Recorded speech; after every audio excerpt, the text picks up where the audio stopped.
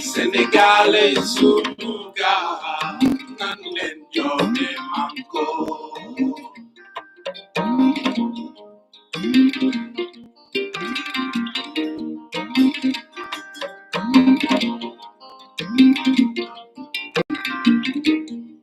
Sénégalais sunu gaal nan leen joxe manko nan leen joxe manko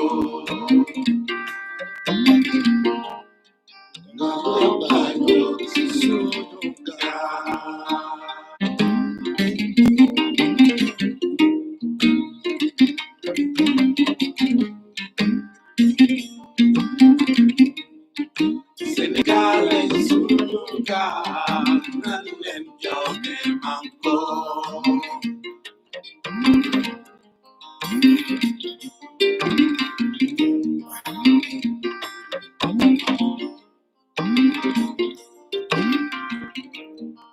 Sénégalais sunu gaal nan leen joxe manko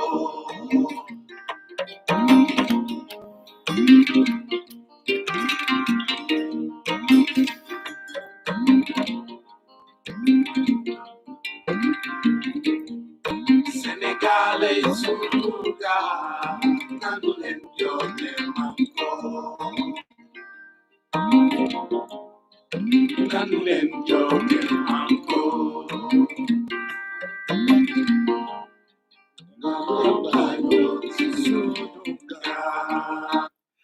Salam la famille maa ngi nuyu ñëpp cat ba cat ku lim juum di jël nuyoo di ko teg ci loxoy ren mer mu wasaare ko ci panel bi yëpp ñëpp ñu ci war a jot ci anam bu mu gënee sell bu mu gënee jub ndaxte jàpp nañ ne fi nekk nii réew mi fu mu toll day jaadu ñuy waxtaan suñu biir di waxante ay dëgg te jiital lépp nag ci kaw dëgg loolu rek moo am solo ndax li ñuy wax yëpp li ci am solo mooy mu tegu ci kaw dëgg nekk njariñu askan bi tey dinañ dellu siwaat dinaa def ay révélation ci li xew ci conseil constitutionnel waxtaan ak yéen tamit tuuti waxtaan woo xam ne lépp dañ koy teg ci ay dëgg duñ fi inventé duñ fi sos déedéet mësuñu ko def sax parce que gëmuñu loolu ñu mais damay dànkaafu xam nga réew mi dafa naqaree waxe may dànkaafu di may fit di ñaax ñi dogg xar seen tànk tubay ne réew mi du kenn nit rek moo fiy sol tubay bu jaaduwul lu fi amee dinañ ko wax ñooñu dama leen di wax li ma benn góor gu baax wax barki démb nee na ma papaale ma ne ko naam mu ne ma est-ce que boo doxee ci mbedd mi rombo xaj mun na mbow da ngay tontu wala da ngay wëlbatiku ne ko mbow yow mii nit ma ne ko loolu du yëfu nit di mu ne ma voilà mu ne wala nga romb mbaam mu yëkkati tànk ginnaaw bi ngelawal la est-ce que da nga koy yëkkati tànk ginnaaw te tànk yow ngelawal ko ma ne ko déedéet doo ko def mu ne ma voilà boo jiitalee réew mi ci sa kanam mu ñor laa wax de te muy dëgg ci yow am na yoo xam ne ni ko maire di waxee du la frégué maanaam da ngay gëm da ngay def da nga koy def te bu la kenn teree wax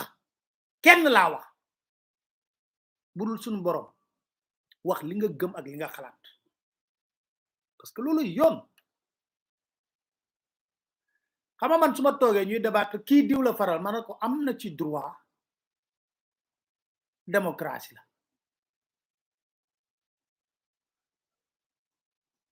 où est le problème diw xaritu diw la lu tax ñu koy bañ on l'assume parce que démb ak barki démb nekkoon nga xaritu diw kooku jot ci nguur bew yow la nga nekk ci gëm ko. Faut pas avoir peur de ces histoires-là. Il ne faut même pas y accorder une once d'importance. yow kay xam nga nag gars yi boo leen kaata fi métti xam nga nag des fois mbir yu xam-xam la ñuy waxee quoi xam-xam la ñuy waxee dossier yi xam-xam lañ ciy waxee voilà kon waxtaanu xam-xam bu naree génn te amuñu fa da lay dugal ci ay détails yoo xam ne bu leen ko nangu gëm leen li ngeen gëm nekk ci ndax Sénégal mën na am beneen xar-kanam bu jekk bu rafet Sénégal war nañoo mën a dem ba ay élection ay justice duñ ci nekk di débattre déedéet dañuy xëy suba ñu am sax président boo xam ne jabaram lay dénk élection yi ñëpp dem ci ay élection xam ne élection yi day leer par la force mais xanaa ñaan nañ yàlla avancé Senghor Abdou Diouf Ablaye Wade ba ci Macky Sall mii saa bu ñu jubee ay élection te nag nguur gi moo ci yées saa bu ñu jubee ci ay élection tooxi doona bu ne ñu gis ko mais dama na la ku yokkul yaa wàññi musuñoo gis élection yu yéesee nii ci wàccaay laa la wax de wàccaay d'abord gisoon nañ dinañ ci dellu soit gis nañ ci élection locale lu musta gis gisaat ci l'élection 2017 ministre de l'intérieur daf tojaange gu réeré ñu def rétention carte électeurs yi bi ci njëkk mooy dañoo fen sénégalais yi sax na dañoo war a changer fichier électoral bi ndax CEDEAO moo ko imposé fekkate ay fen yi nen ñu fen ko ba pare téye carte électeurs yi xam nañ ne buñ ko joxee xale yi duñ leen voté ñu jël matériel électoral yi nga xam ne dem na ci région yi fii ci Dakar matériel électoral Dakar ñu sàcc ko maanaam booy comparer yeneen président yi ak régime bi mais régime bi moo gën a yées ci lu mu organisé ci ay élection d'ailleurs man li ma gëm ko mooy def naa benn élection bu leer rek la Macky Sall gagné fii muy 2012 li ci des yëpp da ko dóor da ko lijjanti li ci des yëpp laa wax yëpp 2012 bi mu falo rek moo baax 2014 ba mu ñëwee indi na fi ay acte 3 de la décentralisation pour éliminer ay nit nga ñëw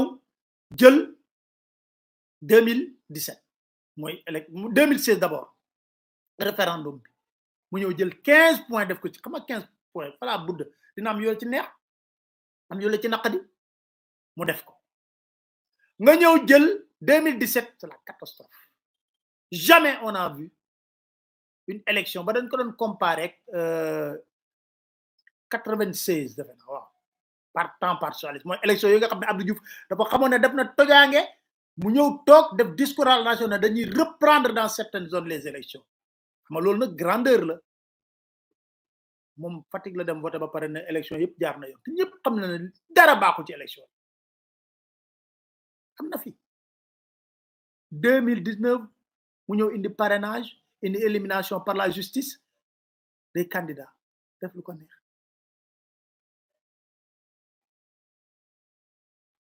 2022 après ñu reporter 3 fois yokk mandat yi 2022 mu ñëw def lan élection locale dugal préfet ak sous préfet lu musta gis am tâche pour éliminer des listes parce que nee naa leen man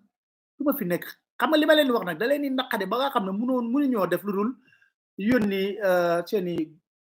golo laa jàpp ñi envoyé message di saaga ak yooyu man ku kii ma jël monument de la renaissance laa la wax ni am fu mu ko dugal jàpp sa morsa ñaambur na pat voilà fi kenn du fi réew kenn du ko jënd wala kenn du ko ku fi réew ñu réglé la voilà xam nga man décision conseil constitutionnel yàlla dafa def sax xam nga man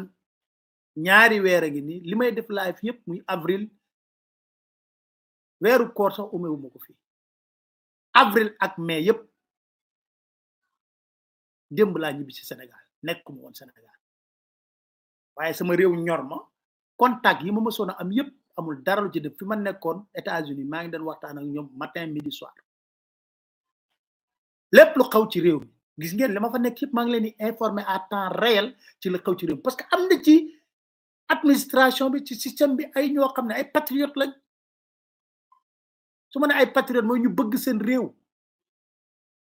ñoo xam ne xam nañ ne lii jaaduwul nekkoon ci liggéey bi yàlla def ñu ñibbi si démb fu si ne wéyal liggéey bi lépp nag dañ ko doon topp parce que en fait loolu mooy suñu rôle loolu mooy rôle journaliste am la bonne information moo tax mbir boo ci amul la bonne information jarul nga yëkkati parce que ñun dépassé nañ fu ñu wëree ay scoop wala ay information day génn kay ay information teg ko ci table mu leer ci bopp ñëpp xam ne lii la demee aw ma ci benn surprise ndax yàgg naa leen wax ne man li ma gëm man Pape Alé laa wax li ma gëm ça n'engage que moi nag amul kenn ku ma wax nga gëm li ma gëm déedéet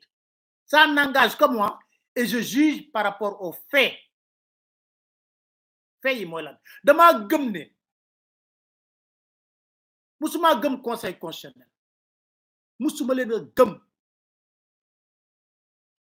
musuma leen gëm parce que ay nit ñoo xam ne jour bu ñu waree jëlee seen responsabilité rek daw déclaré wu incompétent mais ñooñu man du ma leen dàkkantelee sage nañ waxante dëgg aussi ku nekk nag man nangu naa nga gëm li nga gëm mais téye ko yow mais bàyyil keneen boo xam ne partagé wul sa avis mu am leneen lu mu gëm mais loolu yomb na jarul xulo pomme de terre moo ma gënal pataat mun la ci tëjee sa avocat aayul alors samay intervention yépp yu ma mës a def ci conseil constitutionnel lan laa leen wax ne leen amul man du wax ma dama jëlee conseil constitutionnel na ma ne leen fii ci Sénégal amul benn magistrat laa wax de boom courage wala dignité de dire uniquement laa la wax ne sur la base de la loi et des textes qui régissent la loi électorale wala leneen ak leneen bu sañ a wax amul buy sol tubay takk ceinture jàkkaarloo nguuru Macky Sall na ko lii jaaduwul duñ ko nangu amul à l'heure actuelle amul nañ ma woon benn fait bu ma contredire ci wàllu politique laay wax de benn fait bu ma contredire même dossier yi nga xam ne mënuñu cee sañ a bañ a wax dañuy xool niñ koy lijjante mais il n'existe pas à l'heure actuelle où je vous parle un seul magistrat les faits sont là un seul magistrat qui a montré benn once de dignité benn magistrat bi nga xam ne juge bi nekkoon ci biir xam ne mënut a changer mbir te nii mi demee baaxul que le problème de la magistrature c'est grave dem la lu mu mës a def démissionné dem yoonam mi ngi politique mi ngi ci aar Sénégal juge dem boo xamee ne mënul changer mbir y a pas un seul magistrat la wax nit bu amee nañ ne ma génnal leen ma magistrat bi loolu rek laa bëgg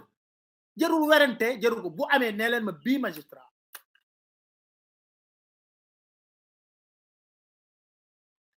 amul benn magistrat gis nga li may wax nii fi ma nekkoon dafa am ay xarit wax naa leen magistrature bi du dara dama ci bëri ay xarit bëri ci ay magistrat ay copain ay yooyu yoo xam dañuy waxtaan échanger dafa ba woo di ma wax ma ne ko jàmbar wax ji jarul explication werante xuuxaan tekk ngemb loolu la ñuy wax dama bëgg rek bu ñu yeggee ci cappaandaw la nga woo ma na ma jàmbaar wax nga dëgg ma ne ko lu leer ba leer laa lay wax ma ne ko ci lii nga gis muy ay contentieux conseil constitutionnel dina defal président Macky Sall lim bëgg ànd ci en complicité ak Antoine Diome te dinaa leen expliquer lu xew ci loolu maa ngi ñëw ma ne ko amul benn magistrat laa la wax buy dox ci kaw suuf à l'heure Sénégal fii bu sañ a taxaw ne hey lii ce n'est pas normal amul ñoom ñëpp ci kanamu Macky Sall sama yàlla baal tamit seru njiit daay la ñuy woddoo je ne crois pas amul d'autant plus que Macky Sall les tient tous par lan par des biens matériels loolu am na benn liste bu ñu may préparer boo xam ne ñoom ñëpp biens yi nga xam ne dañ leen ko jël doon leen ko jox ñu def ci parce que xam nga tamit dañoo nekk ci période boo xam ne nañuy waxante dëgg dañ ko def seen turu jabar yeeg turu ñeneen ñi ñoom ñëpp mais ñoom moom bien yooyu ñu ngi may préparer benn liste ça dépend ci ça préparer benn liste ak yooyu yëpp ça les tient xalaat ngeen benn tarfatul ay ni Pape Oumar Sakho président conseil constitutionnel moom dégg naa magistrat ñu ngi koy surnommé Yaoundé Sakho xam ngeen Yaoundé mooy kan Yaoundé mooy président conseil constitutionnel bu Côte d'Ivoire bu xëyoon suba ne Laurent Gbagbo gagné na ñu dàq Laurent ba mu ñëwaat wax le contraire na Ouattara moo gagné en l'espace même pas de 1 mois mu def loolu mooy Yaoundé la tuddoon moo tax Pape Oumar Sakho man wax ma ko de magistrat ñoo ko dàkkantale Yaoundé Sakho fan lañ mës a gis xam nga tu sais am na loo xam ne ay fee la dem leen ngeen déglu prestation serment bu président Macky Sall bi mu defee fële centre xaw ma def naa bu Abdou Diouf def naa fa la ko defee je me rappelle même plus xaw ma arena xaw ma sax en tout cas fa la ko defoon solennité bi war a am ci bés boobule li war a am ci bés boobule foofu nga dégg Pape Oumar Sakho président conseil constitutionnel mu tagg Macky Sall ba pare wëlbatiku tagg Marème Faye Sall mel ni Marème Faye Sall tikke lañ nommé lañ élire Marème Faye Sall mooy vice présidente ma ne ko faute la magistrat yu bëri dañ cee waxtaan ñu naqarlu ko bu baax a baax a baax naqarlu ko bu baax a baax a baax a baax na lan mooy valeur toog en tant que président conseil constitutionnel di tag yaa rafet jabar yaa baax jabar sa jabar kenn du moom moo la jàppale mooy li loolu kay mënoon nañ ko jox meeting communicateur traditionnel yi ñu defal ko ko non c'est le président qui a été musuñoo gis loolu dans l'histoire politique du Sénégal musta am Yaoundé Sakho ko defoon Yaoundé Sakho moo ko def dem leen ngeen xool le président du conseil constitutionnel buy tagg jabaru président de la république buñ élire lan la fa Marème Faye Sall wuri da ngaa bëgg a tagg rek bu pare na ko woo téléphone xam naa ñu ngi jokkoo na ko woo téléphone ko Marème yaa baax yaa jàppale sa jëkkër man sa géwal juddu laa bëgg a doon amul problème mais ça le concerne mais cérémonie officielle d'installation d'un président élu voilà les faits loolu moo lay won niveau d'imbrication bi am jaxasoo détachement bi war a am en tant que président du conseil constitutionnel pour ñëw toog loolu mooy wane ne réseau yi ak connexion yi am loolu la ko Marème Faye Sall defal loolu la ko jëkkër Marème Faye Sall def gars yi nee na ñi ngi génne dossier yi léegi ndànk-ndànk kenn yàkkamti kan moo nekkaat après conseil constitutionnel Badio Camara c'est lui qui a fait le sale boulot contre Khalifa Sall cour suprême yéen a ngi fàttaliku Badio Camara dafa ragaloon def sax déclaration de patrimoine ndeysaan soxna su baax soosu la Seynabou Ndiaye Jaxate non Nafi Ngom Keïta la Nafi Ngom Keïta jigéen ju mën góor doon ko tooñ ne ko waaye Badio doo def sa déclaration patrimoine rek mu dugg gis président Macky Sall waaw gis nga da soxna saa ngi nii dima laajte ma déclaration patrimoine soxna si ko man laajuma la ko loi bi moo tegu ci yow boo bañee loi bi tegu ci yow président Macky Sall moo jàkkaarloo ki na waa bàyyi leen ko bu mu def déclaration de patrimoine garaawul parce que Badio Camara sama xarit la ngeen foog ne Badio Camara dina toog ak Pape Ousmane Sakho atte loo xam ne naa leen expliquer le coup tordu le coup fourré bi ñu def Badio Camara te homme de devoir te ñoom ñëpp Macky da leen keppee 68 ans yi maanaam ku ci bëgg am teraanga tedd rek foog Macky nommé la juridiction boo xam ne da nga dem retraite 68 ans xam nga ñoom bu ñu dem retraite dañu am antise retraite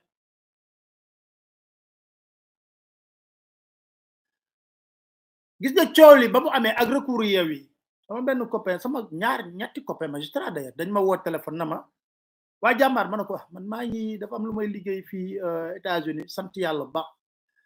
may liggéey fii dafa am lu may liggéey États-Unis mais maa ngi ci yoon bi incha allah léegi ma ñibbisi mu ne ma bi pas de les gens sont dos au mur ma ne ko lan mooy dos au mur mu ne ma ne ko ma ñàkk sama ndey ñàkk jom jiñ ci boole ma ne ko bu loo sax ma ne ko yow suba ngay comprendre woon na ci Sénégal amul magistrat buy sol tubay takk ceinture dox atte dëgg ci kaw dossier amul amul benn magistrat bu am courage éliminer la liste de Benno Bokk Yaakaar la liste de Benno Bokk Yaakaar. D'ailleurs, moi, je m'attendais à que toute l'opposition introduise des recours. Mais paraît-il, il n'y a que Yewwi qui a introduit un recours. C'est un problème. Mais l'opposition, nous opposition contre opposition. Pensant que qui vous ce n'est pas évident du tout. Au contraire, si vous liguez pour nous, nous avons coup fourré, nous avons voté. Ça n'a pas de sens. Manako amul ben magistrat bu am courage yu éliminer liste Benno Bokk Yaakaar amul et on verra mu ne ma non li boobu maa ngi ndeysaan maa ngi nekkoon ak sama xarit Ousmane Tounkara ñu nekkoon këram noonu mu invité woon ñu nekkoon këram noonu ba ma koy wax mi ngi toog moo tax ba Benno ba conseil constitutionnel génne verdict dafa man dafa ma woon ma che yow da xam nga gaay ma ne ko du question wu droit du question wu droit du question wu loi électorale question de courage le d'honneur et de dignité parce que ñoo la gën a xam li nekk ci loi électorale bi mais personne n'a le courage de le faire voilà le problème fondamental loolu tax ma ne la c'est l'administration et la justice qui vont brûler ce pays parce que day am app boo xam ne ku ma am ndey ak ku ma am bu nekkee ne sa dund gi dee ko gën wala ci réew mi suñu classe bi duñ fi tekki cofeel la ñuy am ci sénégalais yi mu jeex dama lay wax ne la man dama xam ay homme d'affaires yoo xam ne dañ day tax ragal a woo téléphone te pourtant bu yebee problème woo la oui xam nga je m'en fous éperdument yàlla rek a fi nekk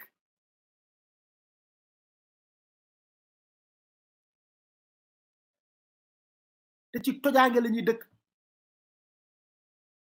yàlla rek a fi nekk keneen newu fi du question wu droit gis nga coup fourré biñ def nii dinaa leen expliquer luñ def ñooy wuyute saay-saay gis nga conseil constitutionnel première décision bi mu jël pour rétablir la liste de Dakar je te jure que c'était minutieusement calculé dafa am kenn ci ñoom ku ma expliquer deal bi maanaam au début bon dama doon wax ne peut-être analyse am la woon ay projection honnêtement damay wax yàlla rek te yàlla tax analyse am la woon dafa ñaaw njott rek laa doon wax mu ne ba ñuy réhabiliter liste Dakar conseil constitutionnel boobu fekk na mu préparé ak Antoine Diome coup fourré buñ def nii ma ne ko looy wax ni mu ne ma am na lu ñuy pare loolu maa la ko wax comme yow am nga ñoo xam ci biir Yewwi Askan Wi war ngeen mën a informer ne conseil constitutionnel am na lu muy pare ni mu réhabiliter liste Dakar gëmuñu loolu te li ñuy pare moo gën a graaw pour Yewwi Askan Wi ma ne ko yow li ngay wax ni supposition la analyse la wala projection wala mu ne ma man maa la ko wax notel ba loolu xew ma rappeler la wax la mu ne ma l'histoire de Dakar manœuvre dong la parce que en réalité cette affaire direction générale des élections lañ ko war a régler ma ne ko ah bon effectivement conseil constitutionnel wax lu mu leen wax mooy la c'est simple liste Dakar direction liste Dakar départemental bu Dakar comment dirais-je kii nu mu tudd war nañ permettre waa Yewwi Askan Wi ñu remplacer Pala Samb ak Joseph Sarr mi démissionné par d'autres personnes loolu rek la leen wax te loolu loi électorale moo ko bind xam nga ñu nekk direction générale des élections xam nañu élection xam nañ la fa nekk kon laa wax mënoon nañ ko régler foofu mais bu leen fàtte retenir leen benn affaire est-ce que xam ngeen arrêté bi wax na liste de Dakar est irrecevable parce que n'ayant pas respecté la parité xam nga ko signé Antoine Diome moo gaawtu xaarul sax direction générale des élections def ko moo gaawtu bind ko signé ko joxe ko jox ko notifié ko à Déthié Fall est-ce que man ma woon sax arrêté bi si moo ko gaaw signé je crois que je l'avais quelque part c'est juste pour vous montrer ça moo gaaw notifié ko moo gaaw notifié ko je crois que voilà l'arrêté est là arrêté bi ba mu génne le 17 mai mi ngi nii arrêté baa ngi nii je veux bien ñu xool arrêté baa ngi nii yéen a ngi gis arrêté baa ngi nii ma liiral leen ko je sous-signe monsieur le ministre des élections notifié par rapport à monsieur Déthié Fall mandataire de la coalition Askan Wi pour le dépôt des candidatures en vue des élections législatives du 31 juillet 2022 la décision d'irrecevabilité de la liste de Yewwi Askan Wi majoritaire pour le département de Dakar signé Antoine Félix Abdoulaye Diop man sax loolu mi ngi nii turam a ngi nii ci suuf moo ko defoon yéen a ngi may dégg bu baax de gaaw notifié ko balaa direction générale coow li di bari sax moom notifié ko Déthié Fall def recours voilà la ñu bëggoon léegi dañuy préparer l'opinion xam nga mooy lan conseil constitutionnel loolu ba mu ko gisee manœuvre la woon conseil constitutionnel gaawtu na woy monsieur le ministre arrêté bi baaxul ak yooyu gars yi di sar xole di wax woy gis nga on a quand le conseil nga gis Benno Bokk Yaakaar na je prends acte de la décision je prends acte yem ci boobu en réalité ñoom ñi ngi préparer un coup fourré it sa xam ngeen ne Antoine Diome dafa xuloo ay nit ñu nekk direction générale des élections lu bare parce que dafa bëggoon ci seen rapport bi nga xam ne dañ koy génne ñu bind ci ne la liste nationale de Yewwi Askan Wi xawma incomplète et yooyu loolu lañ bëggoon ñooñu ne ko monsieur le ministre loolu loi L ñun defe naa le 11 bindoon na article bi génnoon na sax ci Dakar Matin ne ko voilà ne ko boobu maa ngi wax ak kenn ku nekk biir DGE mu may expliquer na ma sax xam nga ne DGE bi maa ngi wax ak moom mu may expliquer ne ma xanaa xamoo ne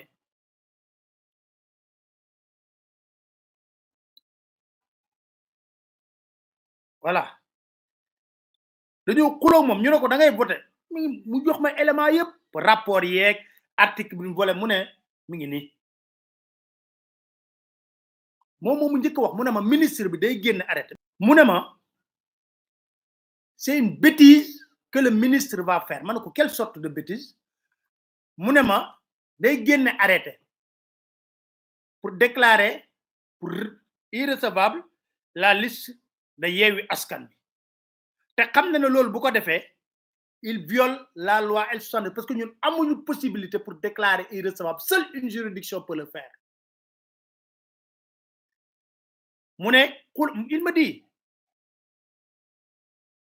mu ne il voulait même qu'on mette dans le rapport une recommandation allant dans le sens d'annuler toutes les listes raison pour laquelle on devait boucler depuis longtemps mais on a refusé de le faire le rapport vient juste d'être publié mooy jour bu arrêté bi génn mu ne seul le conseil constitutionnel pouvait se pousser ba muy jël arrêté boobu yooyu say mu ne il me dit c'est un arrêté bidon qui risque de faire perdre du temps à la DG parce que DG ñoom pare woon nañ ci affaire ba qui risque de perdre du temps à la DG pour la confection des bulletins mi ngi nii mu xuloo ceeg ay membre laa la wax yu nekk ci biir direction générale des élections gars yi ñoo ko ñun suñu yoon nekku ci bu la neexee yow nga def te sa arrêté parce que xam nañ ne il viole la loi L79 la loi amul benn prérogative pour déclarer une seule juridiction pour le faire amul mais boobu fekk na mu waxtaan ak juróom-ñaar màgget yooyu laay wax man du ma wax sage màgget juróom-ñaari màgget yooyu nekk conseil constitutionnel ba pare parce que xamoon na ne bu génnee arrêté bi waaye Yewwi Askan bi dañ koy attaquer en recours conseil constitutionnel c'est logique mais xam na ne ci cappaandaw la juróom-ñaari màgget yooyu la mu bëgg la ñuy def parce que loolu bu ñu introduire recours yi conseil constitutionnel moo koy atte mais boobu fekk na président Macky Sall wax ak juróom-ñaari sage ba pare Antoine Diome sur ordre de Antoine Diome ñooñu jot ordre ne leen éliminer leen liste mooy recours bi voilà les faits waa DG d'accord uñ ak moom ci benn anam d'accord uñ ak moom wax nañ ko ne ko duñ ko bind ci rapport bi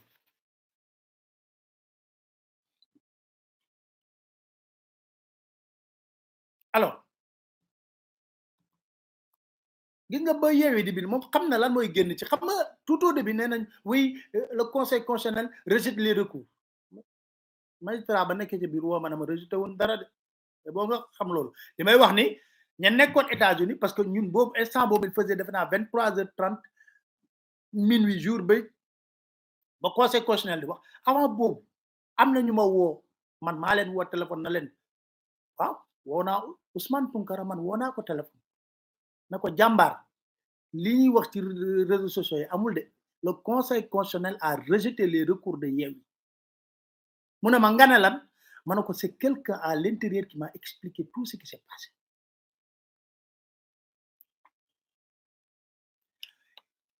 moo tax Antoine Diome ba spécialiste yi ñi ñun naa fekkul di wax dëgg man dama ne Antoine n'est pas idiot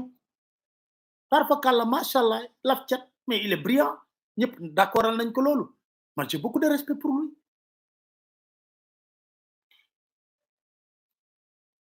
voilà les faits mais am na ak caay-caay goo xam ne boobu lijjanti na loolu yëpp ak conseil constitutionnel ba pare pour éliminer la liste de Yewwi Askan parce que en réalité ñoom li ñuy yor seen làmmiñ takk rajo di ratatat di wax yëpp sañu ñoo sëgg bëre respecter les règles du jeu tapet yu rëy a rëy kenn sañ ko sëgg bëre ñoom nañ sëgg bëre xam nga wax ji nee naa leen gudd gàtt yëpp sëgg bëre rek nañ respecter les règles de sëgg bëre yow nga ne majoritaire nga sëggal bëre boo gañe parce que loolay démocratie xam nga man Pape Alé doo dégg mukk mën a voter dama leen nañ sëgg bëre citoyens yi tànn ñu leen neex parce que xam loolu nag xanaa war nañ ko am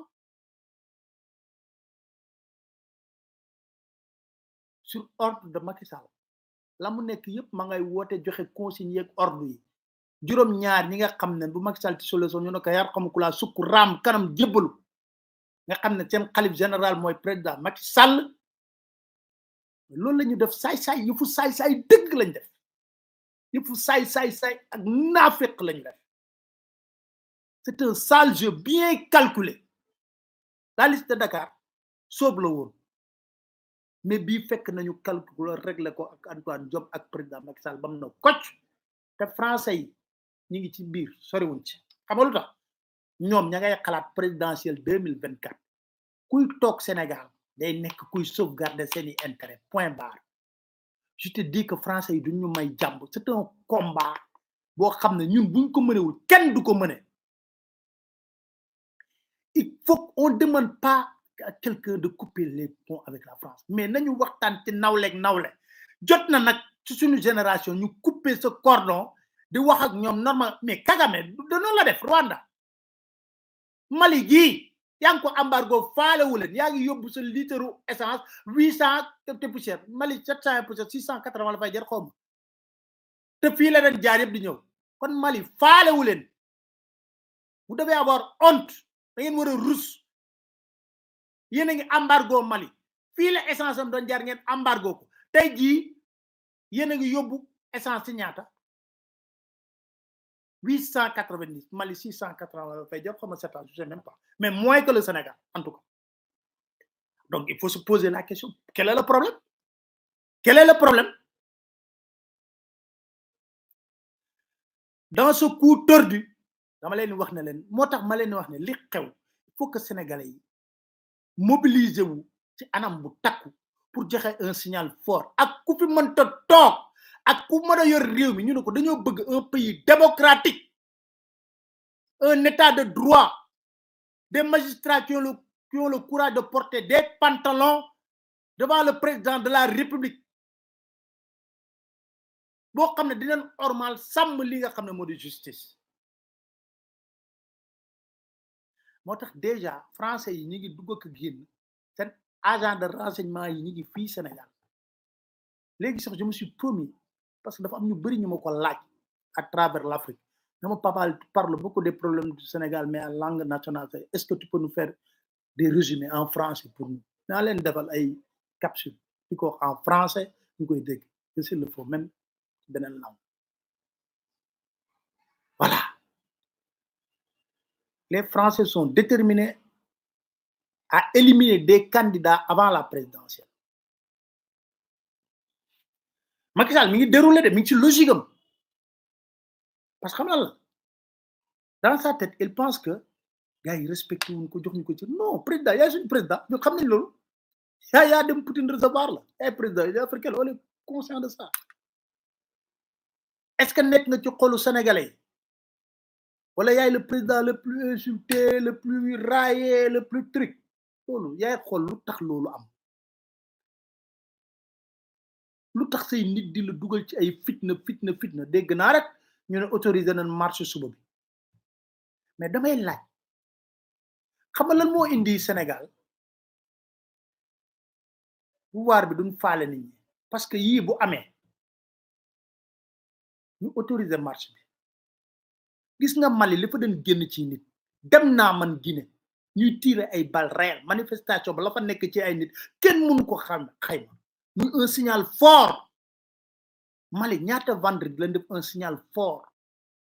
ñëpp jóg takk dem pour lan demaloo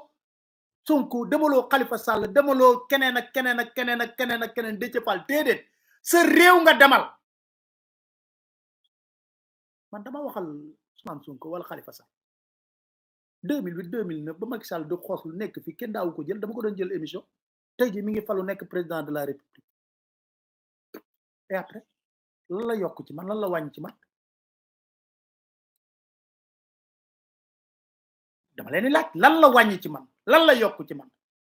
te pourtant boo jëlee 90% sénégalais yi ñu ne jour bi nga ko jëlee 31 décembre 2011 lañ doog a xam kan mooy Macky Sall dañ ma koy tooñee ba tey nañu yow yaa ñu lor yaa ñu jaay Macky Sall man leen dama def sama liggéey ni mu waree tey ji mooy président de la République xanaa ku am xel tuuti war nga xalaat ne wax mais man Pape Alé nii pourtant waa boobu waa PDS dañ leen wax ne je suis pro Macky Sall laa ànd mu fal fekk nañ ma man bu tuddee na ma lay toog fii di xoole Macky Sall la nga ci palais bi yow nga toog fii di xoole yow ma foogoon ne yaa ngi palais non Sénégal lañ jiital ci lépp lu ñuy def mais app dina am nag bu jotee ñu nanguwaat suñu bopp toppatoo suñu njaboot lu ñu yàlla wërsëgal ñu dund ko suñu njaboot toog di seetaan parce que des fois da ngay wax mu mel ni waxoo dégguñu la te li ngay wax du pour yow parce que nee naa leen benn politicien laa gëm léegi du ku may dig koo xam ne je vais le juger à l'épreuve bu defee mën a def na mais le président Macky Sall est constant projet da koy dérouler avec mépris du peuple il s'en fout mais tey jii bu 1 million de Sénégalais tuuroo ci mbedd mi mu teg ci bët dina doon un signal fort te nag dama leen di wax fii man loolu laa gëm gis nga ñi leen di tiital di def ay conférence di leen menacer soyez prêts pour la confrontation soyez prêts laa wax pour la confrontation parce que looloo koy faj ay nit ñoo xam ne yow marche na organiser woo manifestation ñii ñoo bëgg a organiser manifestation nga ne da nga leen di fekk pour la confrontation ñay dem dama ne leader yi ak ñi parti organiser woon ba ku leen tooñ ngeen làbbali ko ba mu nooy nepp ba nga xam ne ëllëg ak si biir bu ñuy bëggee mais pouvoir bu ñu bëggee def manifestation da nga mës a dégg opposition bi ne leen doo leen fi defee manifestation manifester leen ba mu neex mais bu bani opposition bi bëggee dama ne soyez prêts parce que suba ak jour boo leen mën a am di ngeen gis ay nit ñoo xam ne ay samba boo yu ñëw di leen provoquer soyez prêts buñ bëggee jàmm ngeen indi jàmm buñ bëggee ay ngeen indi ay ba mu mat sëkk li ñuy wax dammitu musiba entier moomu ko gënal parce que réew mi nag li ma xam mooy bu confrontation amee ay bopp tojante deret tuuru léegi nga dégg nit ñi àtte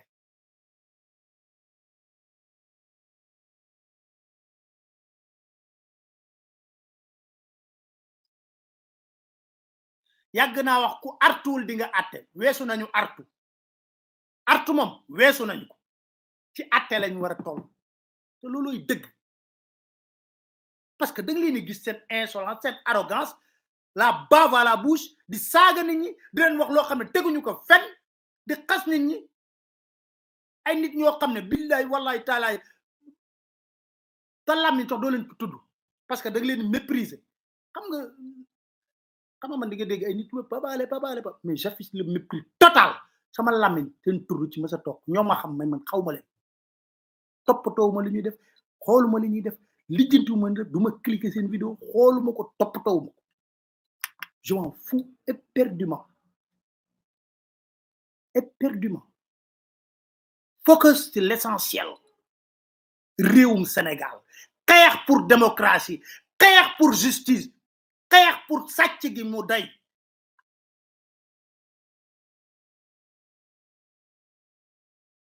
Macky Sall mi ngi déroulé il veut être candidat en 2024 élection législative yi c'est crucial Mahmoud Saleh waxoon na leen ko nee na leen élection locale yi test la après élection législative nee na niñ ciy génne moo tax ñu projeté wu pour élection présidentielle c'est clair loolu koy leer na leen Macky Sall il va subir la pression français yi dañ koy wax na ko yaay gérer suñu intérêt yaa fi nekk il faut manœuvrer je veux dire que gis nga saa bu réew mi di yëngatu waruñu cee bàyyi benn fokk ñu mettre tout le monde les intérêts en jeu ku nekk xam lan mooy sa njariñ ci réewum Sénégal ci loolu diaspora bi gis dégg naa ñu ngi waaj mobilisation le 8 ñoom tamit ñu dem ci réew yëpp ba ñu xam Sénégal quel est le problème est-ce que war nañoo mën a nekk am démocratie censitaire bu nekkul xaalis yaay inventé lu ne say juge su may ko bën a dung defal la li nga bëgg mais quand même doy na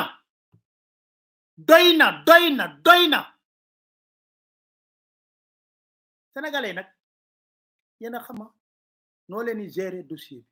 bu leen ko jarale ndax nu kasaalil ko bu leen ko jaralul wax fa dëgg neex yàlla bu ñu kenn sonn sama téléphone bi day exposé ay problème rek lañ lay wax oui Papa Alé ñun xam lii Papa Alé ñu mais attendez vous pensez que les gens vont être des chairs à canon ad vitam aeternam di leen joytul di leen wax seen problème rek app dina jot nag ñu ne doy na sëkk liñ bëgg un état démocratique bonne gouvernance alors réew mi ñuy sàcc mu dakk réewande gi insolence bi arrogance bi dama ne leen soyez prêts pour fêter la démocratie à travers une grande manifestation par contre soyez aussi prêts pour la confrontation laa la wax nii parce que kenn warul leen a yàpp soyez prêts xam nga ñuy wax ci affaire violence su may jeexal dinaa leen wax lan mooy réewum Sénégal lan mooy histoire politique gu Sénégal lu leen neex nañ dagg wallaay wax je m'en fous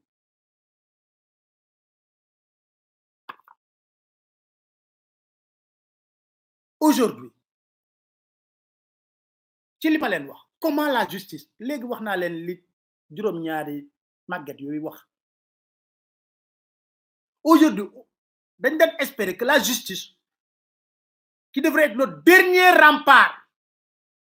parce que dañuy wax justice mooy cëslaay mooy pilier wu état justice boobu moo transforme en une arme destructrice pour semer le chaos dans ce pays ci histoire taarixu Sénégal ci nguuru 2012 ba léegi niñ fi instrumentaliser transformer justice en bras armé pour des règlements de compte politique musta am Senghor naam tëj na Mamadou Dia Abdou Diouf daan tëj Ablaye Wade ñëw na tëj Idrissa Seck mais Macky Sall mooy daj dëpp ki il n'a aucune réflexion lu utiliser la justice et puis juge yi nangu ba ne ba mel ni basang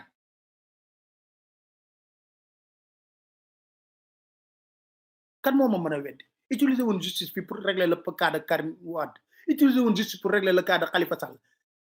juge yooyu def lu leen neex naan seen ataay dem seq ak seen jabar et puis c'est fini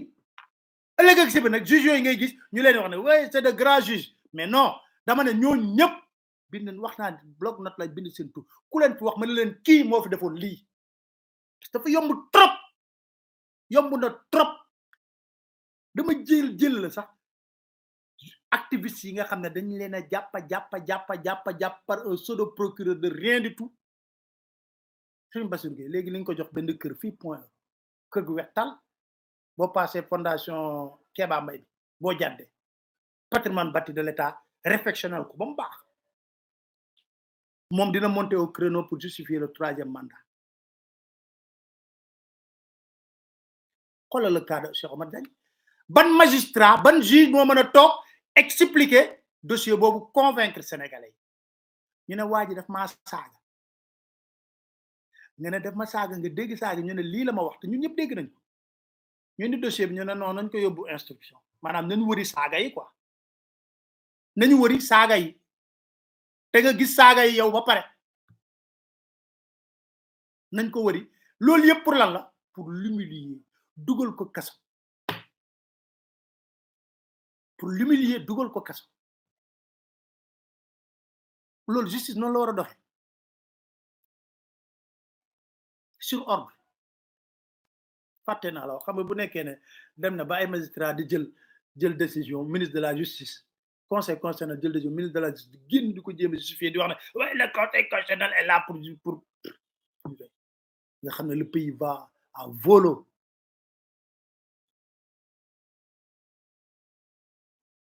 même justice boobu ngay gis buy songu opposition buy songu activiste yi kadar gi ak ñàkk jom bi ñàkk fulla biñ ci ànd ak pour détruire pour satisfaire le président Macky Sall président maa nga tëjal diw président maa nga defal lii pour ëllëg ak si mu jox la benn sucette boo màcc même justice boobu ngay gis ñu tudd blanchiment d'argent ay nitu pouvoir bi nekk ci au cœur di ci def luñ ci warta def doo leen dégg ñu wax ci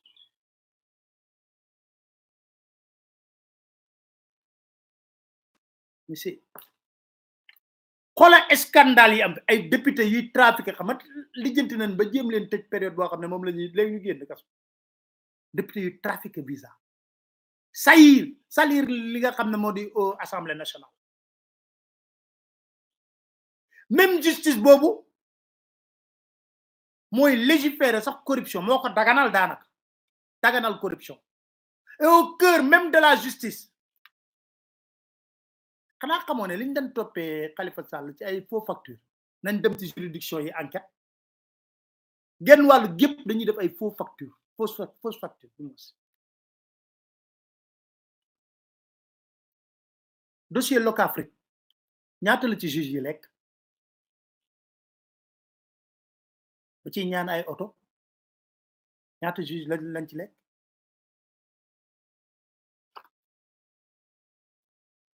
dossier bu mujj lan la du dossier Adji Sarr la ñuy wax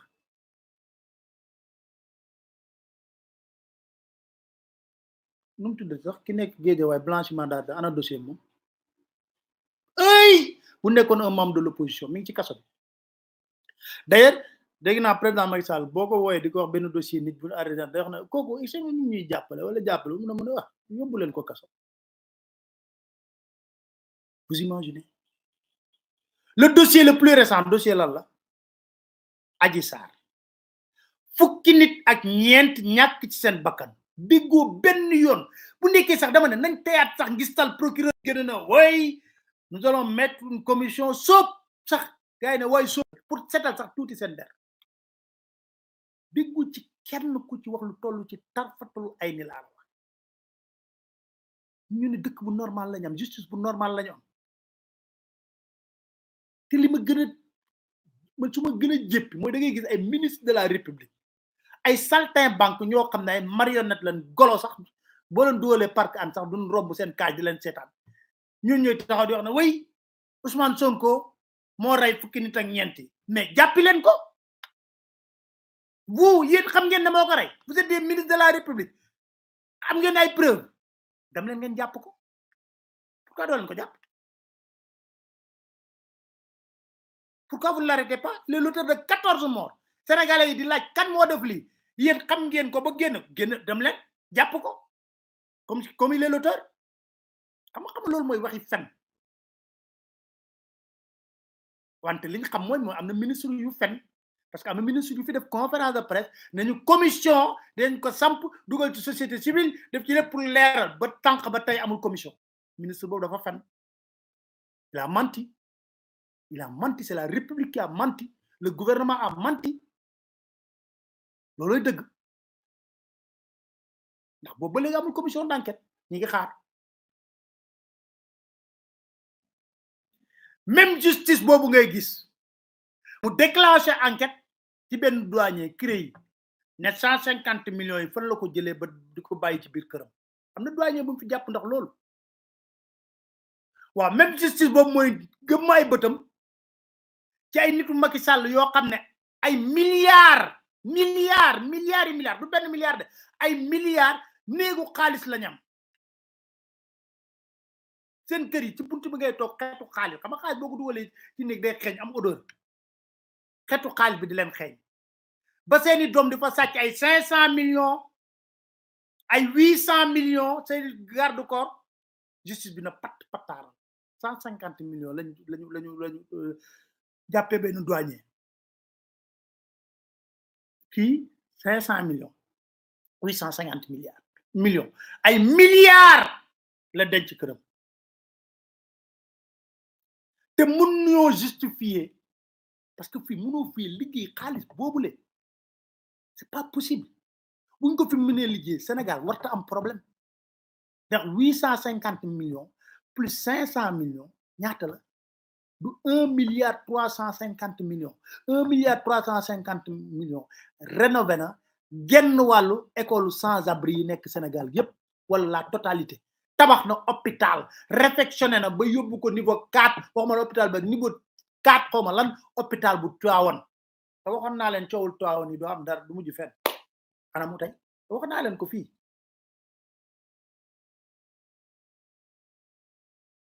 mënu ko justifier personne ne peut le justifier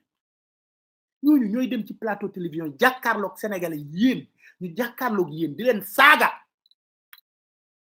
di leen wax yoo xam ne yéen seen doom jomb na ko mu wax ko et puis ngeen accepté loolu foo leen ko wéer xaaral non te buy def loolu moom xam na ne dara du ko ci fekk xam tax dara du ko ci fekk parce que xam na ne il est dans un régime mafieux et qu'il n'est pas le seul à garder des milliards chez lui xam nga li may wax ne am na ñu ko xam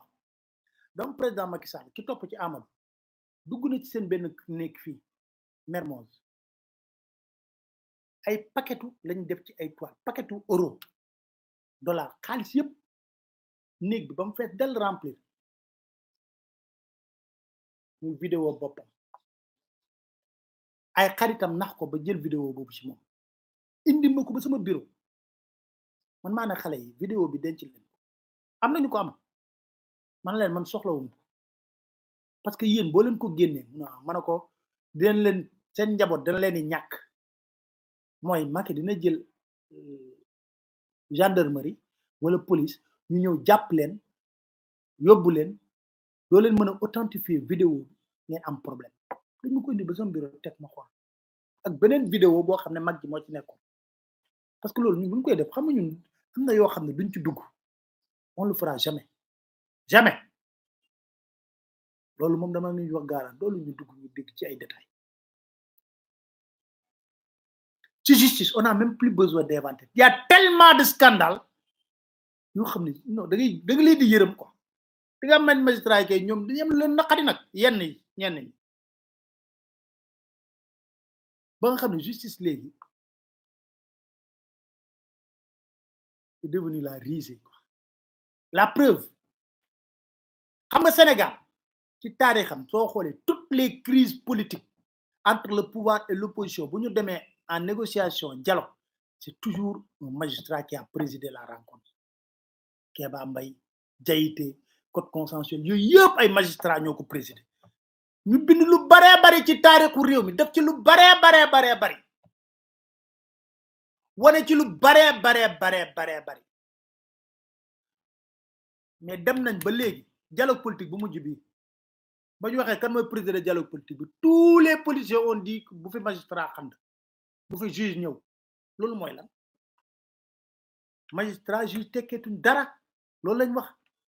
mais loolu du ñëpp suñ koy wax parce que ñooñu ñooy symbole yi gën a feeñ ñu leen di gis comme ñu ngi leen di gis nag ñooñu lépp luñ def day gàkkal deru justice xam man victime laa ci xamaat si bu jiite woon jugé woon sama affaire ba Cheikh Omar il m'a fait même rire parce que il a avoué à des avocats qu'il n'a même pas lu le livre ni le rapport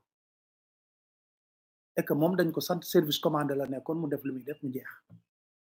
xamoon naa ko ci biir tribunal bi mais jàpp nañ ne amul solo danga koy xool xamee ko loolu jàppee ko loolu saa bu génnee nga ne leen diw mi nii la mel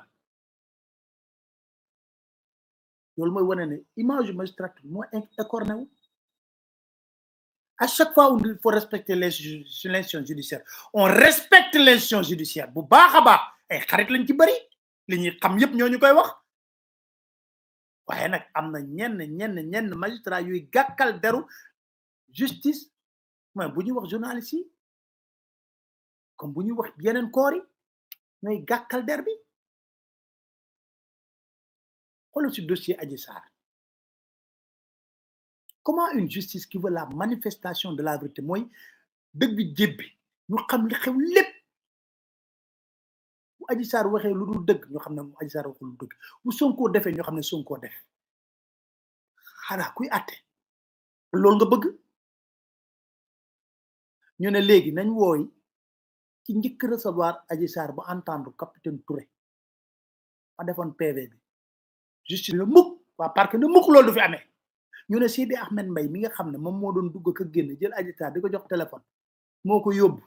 monsieur gynécologue ba moo def lii moo ko yóbbu sax ba muy déposer plainte bi te gars yi dañ croisé am na li ci Adji Sarr expliqué loolu yëpp lépp xew na ñu ne xool seen téléphone yi lan moo ci xew ñu ne mukk loolu du fi amee mais kooku est-ce que bëgg na manifestation de la vérité est-ce que bëgg na justice bu am bu manifester la vérité te nag gars yi du ma def une heure dinaa xaw a xaabaabal tuuti ma jéggalu ci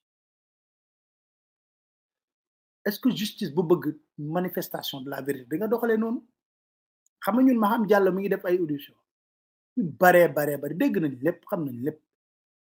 mais dama lay wax ne la xam nga pour te dire ne ñoom dañ foog man dama waxoon gars yi ne leen dossier Adji Sarr du ma ci soreeti xam nga lu tax parce que bëgguma mu divertir nu tarder sur l'essentiel xam nga toog nañ fii ne Mama Ba dafa xaar leen rek Mama Ba dafa ñëw ne waaw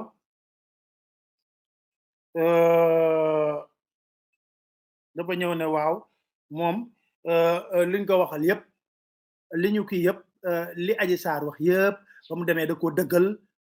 te mooy fenu neen Mama Ba ci boppam laa wax ak man téléphone Mama Ba ci boppam laa wax ak téléphone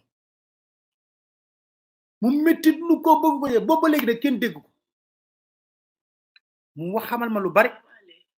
voilà xam nga mu wax waaw xam nga Aïssata Ba wax mi ngi nii ma yor xam nga mu ne liñ ko jiin yëpp amul déglu voilà doyen des juges convoqué woon na ma. yéen a ngi dégg peut-être dañuy am toutes les informations. bi ma demee wuy posé nañ ma ay questions répondre naa leen tey nag soo gisee ma génn mooy que ne dama toog ba gis ci réseaux sociaux yi benn waay bu toog Walfadjri di wax ne deuxième masseuse bi dafa changé version te loolu muy wax dara amu ci ma ne naa génn leeral pour ñu xam ne li waa ji di wax dara amu ci man bi ma demee bañ ma posé question dama leen a répondre ci liñ ma posé question te li ma waxoon démb ak barki démb ci laa taxaw ma ne woon naa ko leeral. voilà yéen a ngi dégg moom ci boppam moo wax man waxuma de moo ma envoyé vocal bi ñuy wax gis nga ban entendre les masses yu yëpp à temps réel dañuy génn ma yëg lépp mais dama ne woon vraiment le dossier laissons Maham Diallo continuer à faire son travail te doo bari wax ah maman ba ci boppam moo wax fekk dafa am kenn ku nekkoon Walfadjri ku ko tuumalal ne ko Pape Alé nuyu naa la parce que lii nii avant ma kaa wax dama répété maag sama jëkkër ba sonn. voilà dafa am ku may woo. Pape Alé nuyu naa la man la Aïssata Ba deuxième masseuse bi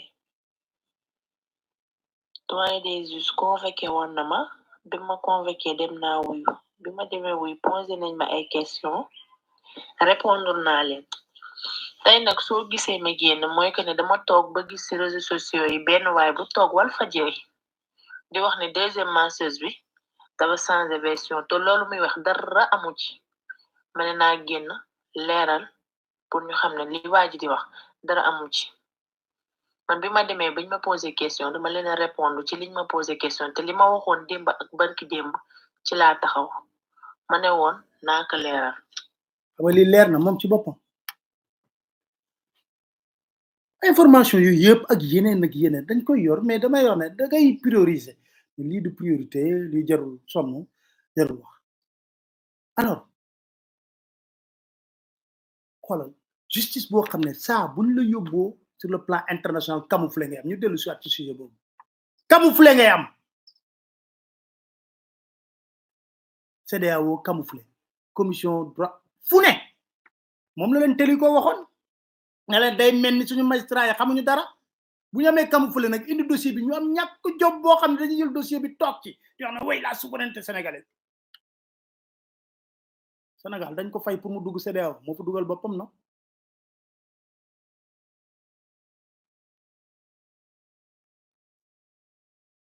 ñu ñëw ci administration bi jeexalee foofu xam nga tey ji Sénégal lan la raflé des commis de l'État ñu ñuy joxe en exemple yaa ngi fàttaliku Bruno Diatta ba mu jël ñu ne vraiment un commis de l'État ñoo xam ne état la ñuy jaamu la ñuy liggéeyal des personnes yoo xam ne service su état la ñu nekk la preuve boo ci gisee benn bu rare dañ koy citer en exemple te yan administrateur civil la ñuy citer en exemple kan lañ ci xam ku ràññee ay référence ay modèle tey administration bi dafa partisan corrompu partisan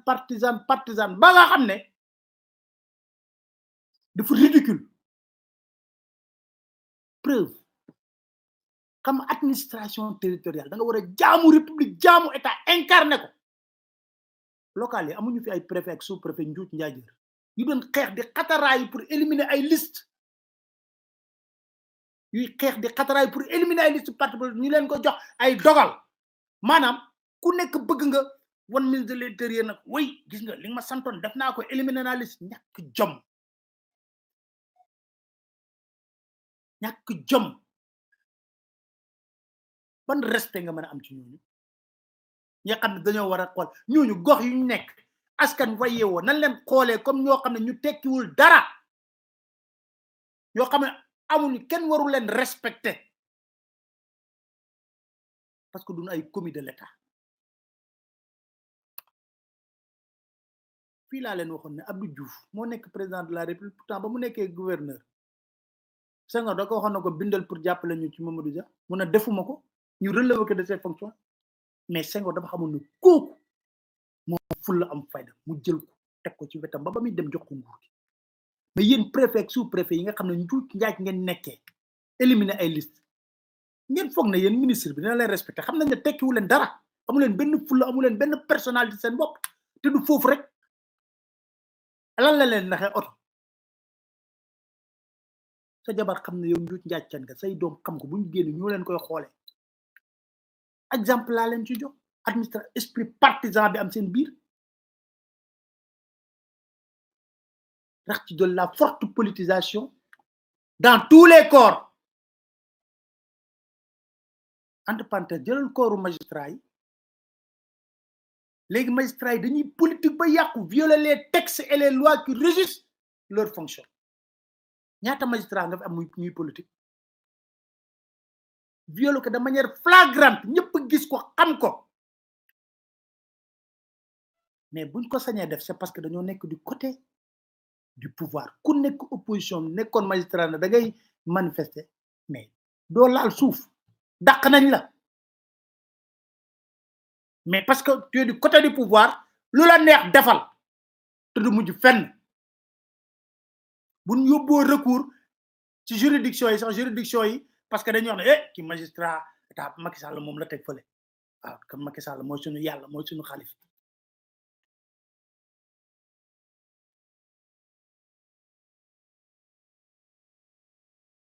mais magistrat yooyu au moins sax man ñooñu di génn de politique nawloo naa leen parce que xam nga tax ma ne nawloo ma leen sax mais dama ne gis naa li ñuy def mais tey jii magistrat yi làqatu de politique parce que man jàpp naa ñu nekk koy conseil constitutionnel ak procureur ñoo ñëpp dañuy yor nañ carte membre APR déguisé carte du pouvoir patron police il fait de la politique parce que xam nga bëgguñu dugg ci loolu mais nettali woon naa leen waxtaana ma Macky Sall oui président ils sont forclos force reste dans la loi dañuy dem bay recruter ay nervi di nangu ay protocole président am ay nervi yu ñuy préparé moo tax ma ne leen wax ne leen boo leen di dem waaj leen seen bopp bu baax a baax amul tiit amul ragal il veut la confrontation il faut que buy métti mu métti ci ñoom parce que yéen da ngeen dem pour manifester jàpp ñibbi waat seen kër mais ñoom ils veulent faire la provocation mais ku da ngeen leen di wulli ba ñu nooy nepp mu jeex dëkk bi ñu xam ne il faut que mu tegu ci yoon manifester mu wan ñibbi seen kër patron police di nangu protocole président gérer ay nervi mu leen di nangu di leen jël di leen dugal ci ay turu boobu comme que il est partisan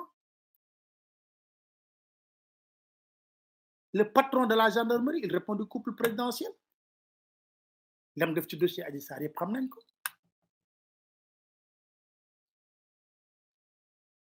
ak les coups tordus à général Tine tey administration da ngay dem ba xam da ngay ragal sax est-ce que c'est pas de la pourriture parce que xamul tax un fonctionnaire est désormais convaincu que moom pour mu tekki defar carrière am foog mu def politique te buy def politique day dem ci pouvoir bi xam nga dañuy wax ne waa Pastef waa DGID la mais ñi nekk DGID bokk APR sa lakk mën na koo jeexal am na ñu fees am na ñu fesul ñoom ñëpp ci bokk yam politique yàq na pratiquement structure yu bare ci administration parce que gëm nañ li léegi kuy politique da ngay gis fonctionnaire bu tekkiwul dara xamul dara xamagul sax expérience dem jëli carte membre après ñu bombardé ko benn poste de responsabilité mu tax fonctionnaire yëpp dañu foog ne PAM lañ bokk PAM mooy xamal lan parti au pouvoir non seulement dañuy am promotion mais dañuy am ay passe droit xam nga luy passe droit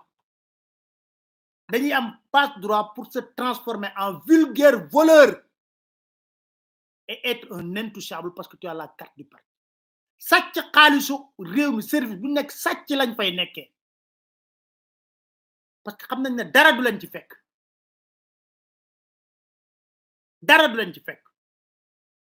d'ailleurs président da leen ci encouragé sax sàcc googule parce que à chaque fois que rapport corps de contrôle épingle leen du mujj fenn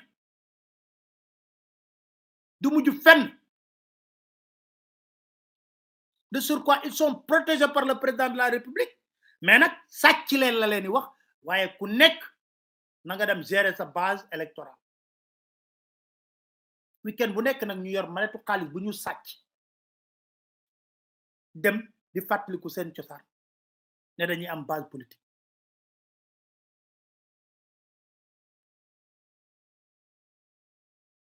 sàcc ay xaalis bu bare parce que xool leen ñi nekk à la une des journaux nekk na simple fonctionnaire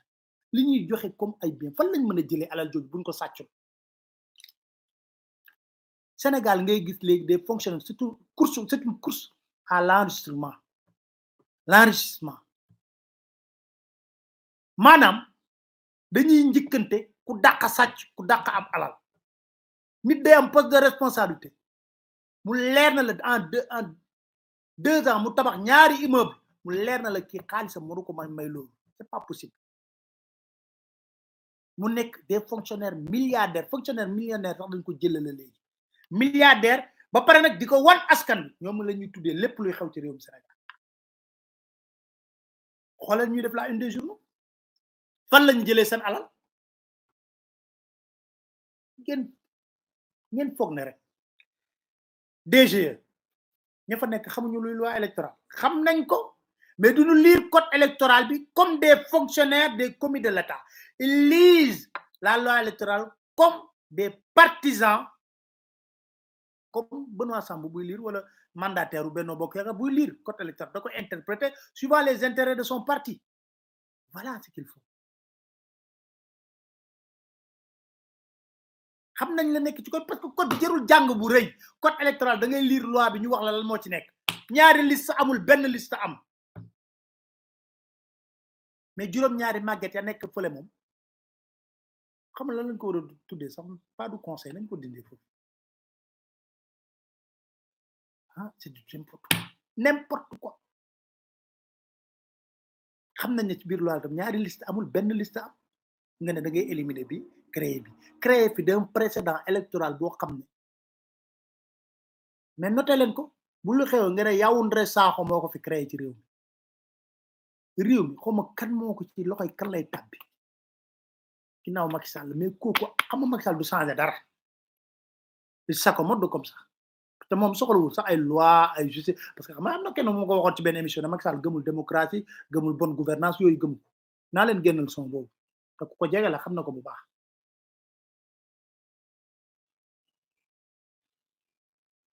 te loolu ba mu ko bëggee xam na ku mu koy yóbbu Antoine Diome xam na ne c'est un soldat moo ko éliminer Karim Wade Khalifa Sall xam na la lu mu ko def loo mu def ko voilà l'administration bu ñam léegi nag sénégalais yi ñoo war a xam luñ bëgg buñ bëggee réew mu mel noonu y a pas de souci on peut s'accommoder tranquillement à ça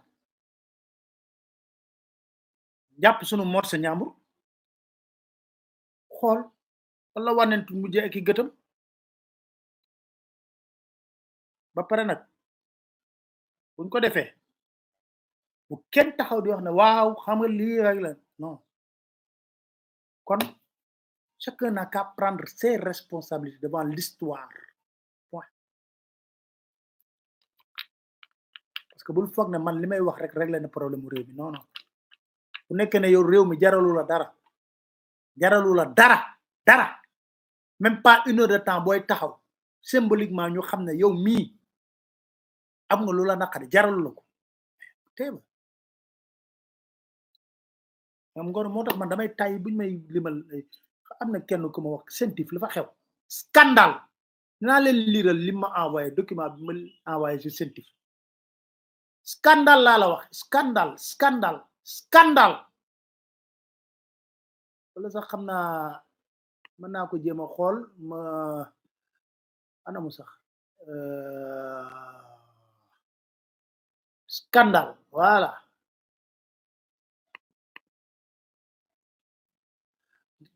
xam nga buñ may wax affaire xaalis bi xam nga xaalis bi du bari xam nga tax xaalis bi du bari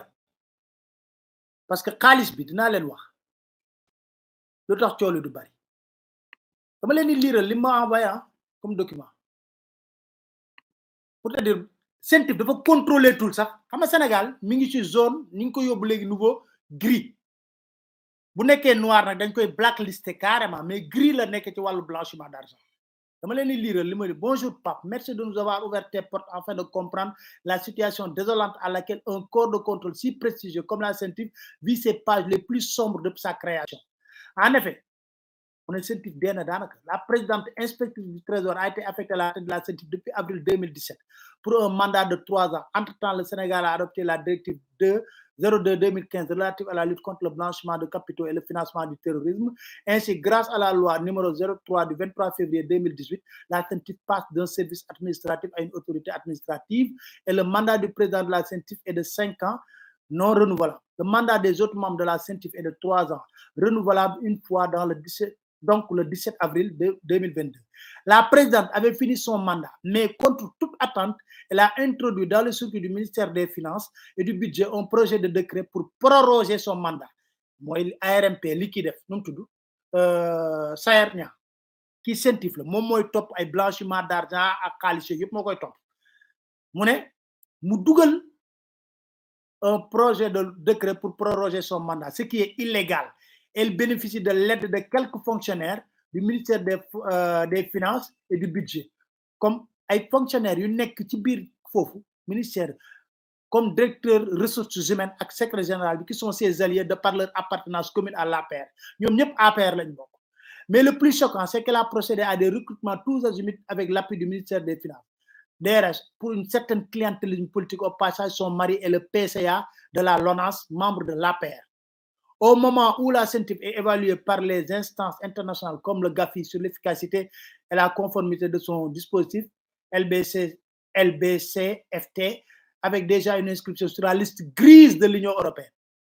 Dëkk Union européenne, nénan Sénégal, dëkk bu ñuy blanchir xaalis est une probable inscription sur la liste rouge de GAFI. Cette dame multiplie des marchés publics nébuleux avec des fonctionnaires encagoulés qui se cachent derrière des entités dûment constituées. Marché informatique, presque 1 milliard cumul DRP à ses amis, marché offert à des fonctionnaires comme le directeur des ressources humaines du ministère des fonctionnaires. Les madame wax légui ay fonctionnaires yu gagné ay marché ci bir CENTIF. Les dossiers concernant les points du régime ne sont pas transmis. Point du régime, xam nga ñi wax xaalis bi ñuy sàcc di ko bàyyi seen kër. Dossier point du régime, maanaam kilifa yi nekk ci régime yëpp ñu ngi ci yëngatu bu baax a baax ci wàllu blanchiment d'argent. Ñu jàpp leen, mais day jël seen dossier du ko jox autorité judiciaire. Or, le personnel lui réclame des indemnités dues et non payées depuis des années. Elle gère le personnel avec mépris et manque de considération. La Cour des comptes l'IGE devait faire une descente là-bas pour vérifier comment l'argent du contribuable est dépensé. Voilà. C'est quelqu'un membre. Moi, je l'ai envoyé. Voilà le Sénégal. Foofu ngi toj xam nga CENTIF ngi toj yow ñu war a jàpp ci blanchiment ndekete yow yaa ngi def ay tooxi doona en complicité avec des fonctionnaires de la direction des ressources humaines. Dinañ ci dellu si waat tey moom xam naa dañuy jeexal maa ngi sant di gërëm ñëpp di leen dig daje incha allah ci beneen waxtaan seen site dakarmatin.com jërë ngeen jëf.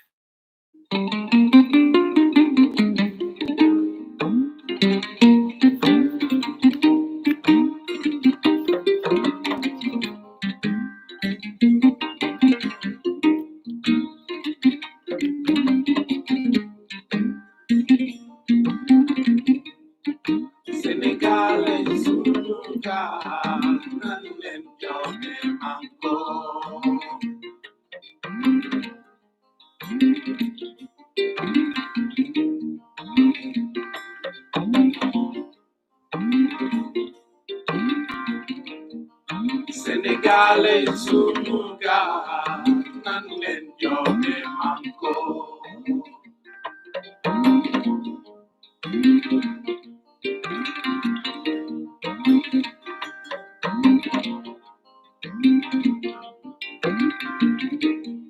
Sénégalais sunu gaal nanu leen joxe manko.